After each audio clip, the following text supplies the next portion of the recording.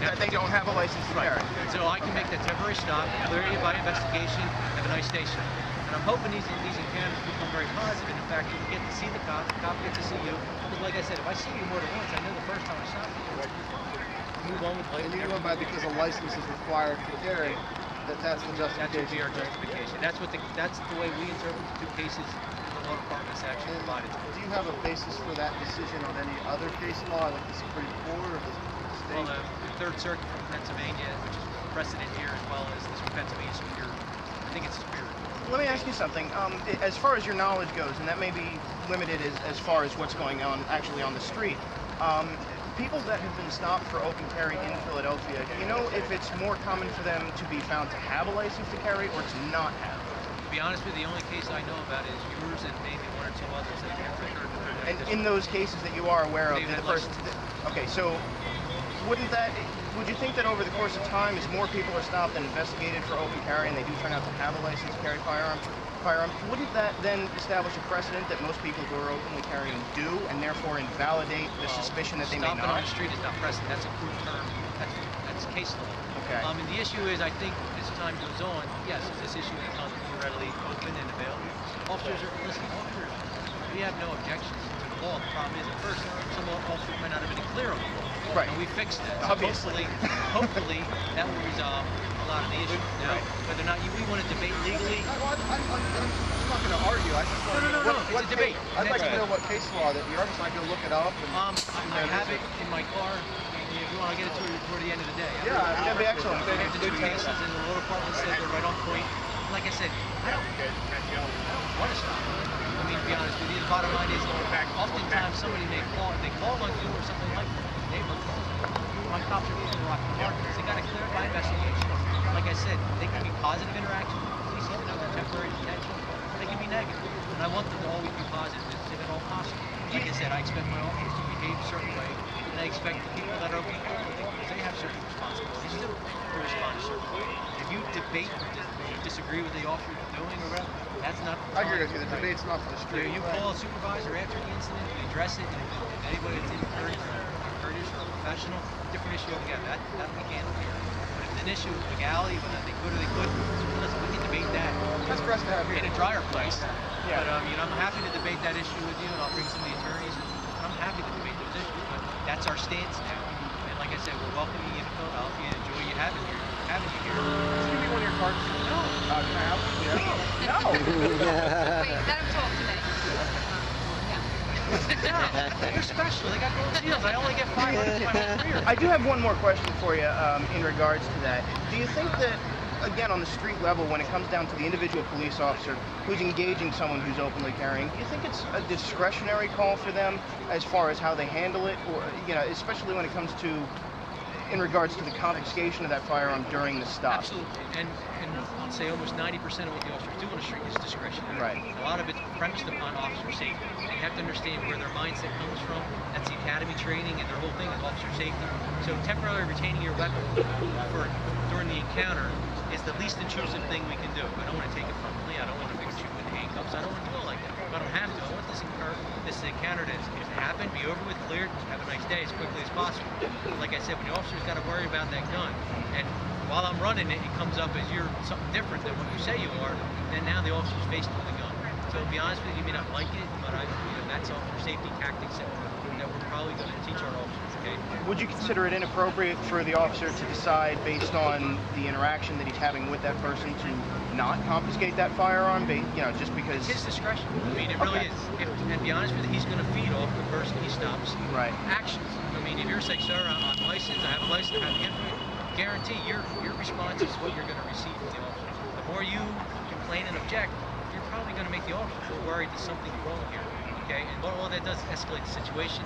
We're trying to make sure everybody de-escalates, okay? And that's, it's both sides.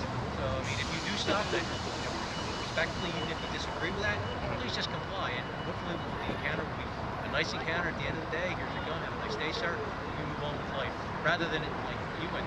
Like I said, that was just a disconnect. Like, I'll take full responsibility for that sergeant's actions because I'm the legal person in the department. If I didn't convey that message well enough that everyone knew about it, it's not his fault, it was mine. I mean, so I'm the person who should be mad at the sergeant not knowing what the law was, to be honest with you. That's my job, to make sure it gets communicated to everybody. And obviously it didn't get there. So I've taken the extra steps to make sure that it has. I mean, so like we put out a lot of publications, I've done a lot of roll call trainings to make sure all the cops, especially right now today, I did all Center City cops, not all of them, I did a handful of roll calls. So as if they see you guys rolling around, you know, going to get a soda or something, that, you know, they're aware. They know on paper they saw you on the eyeball, and say, listen, they're not bad people, these are legitimate, lawful abiding people.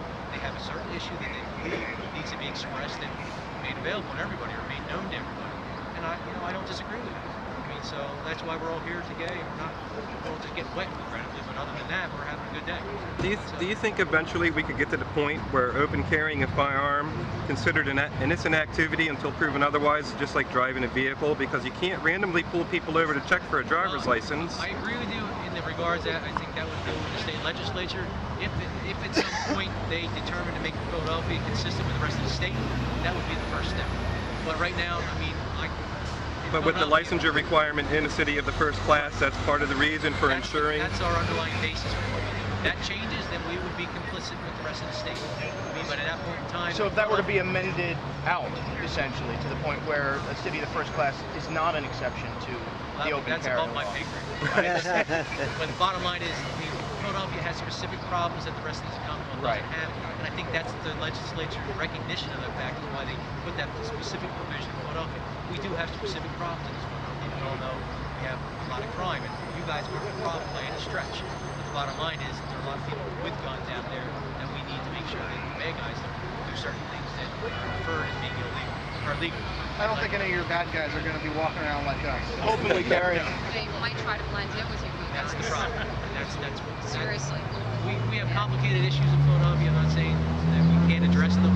The bottom line is we need to work together. I mean, so you just have to recognize our obstacles, and we work together. And like I said, it's a team effort, not an adversarial effort. From the perspective of a gun owner, and like I said, I respect your opinion. Right. But as a gun owner, just carrying for self-defense purposes, just trying to mind my own business, to go about my day, I don't see the justification that when I'm not doing anything else that shows that I'm committing a crime, well, I should have to stop and be subject to like mark 45 minutes.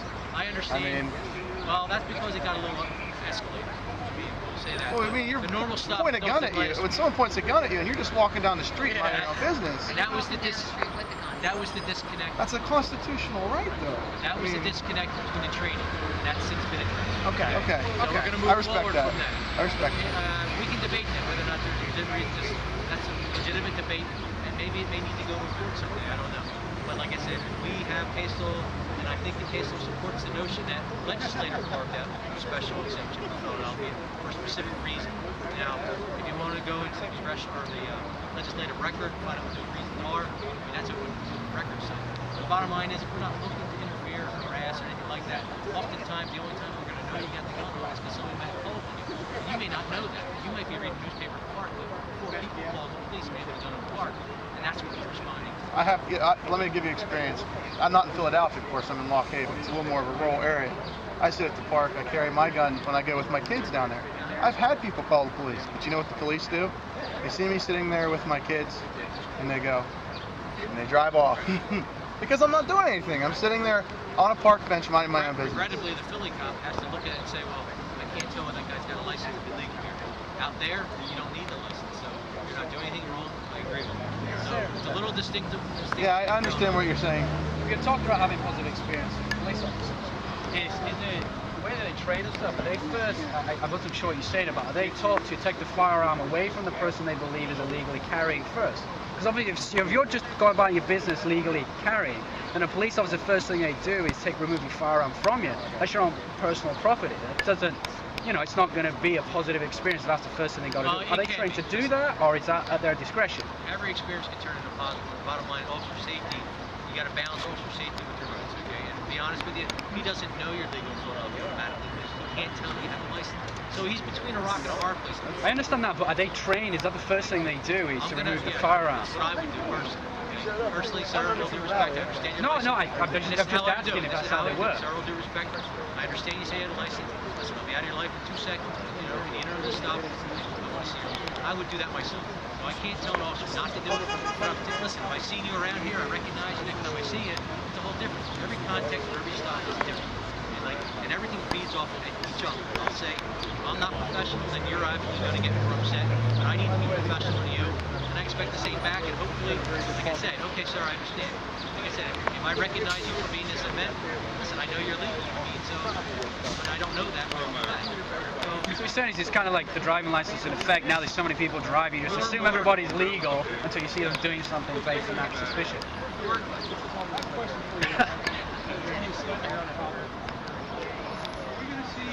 Traction? Are we going to see any movement forward on getting an answer out about the Josh Taylor incident up in Torresdale? I'm not familiar with the incident personally. He got shot on one side or the other of the doorway. His girlfriend says that he was shot on the inside of the doorway.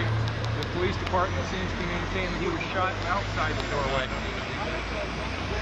Regrettably, sir, I don't have any facts. I mean, the guy was licensed and he had a firearm unloaded in his back pocket, and there seems to have been some confusion. So we're trying to get a little bit of closure to understand what's going on. I guess the thing is, we look at that and then we look at all these people out here. You know, here is all well and good because all the people here are trained in dealing with folks. We've got people here from civil affairs. We've got, you know, people here who are used to all of this.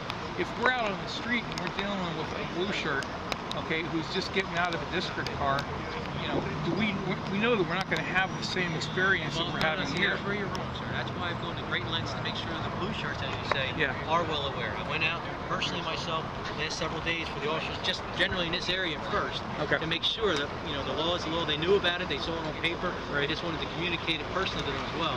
So yes, you should be getting this kind of encounter. Like I said, but you have to understand, the officer's safety, like, he's going to respond to basically your response in return.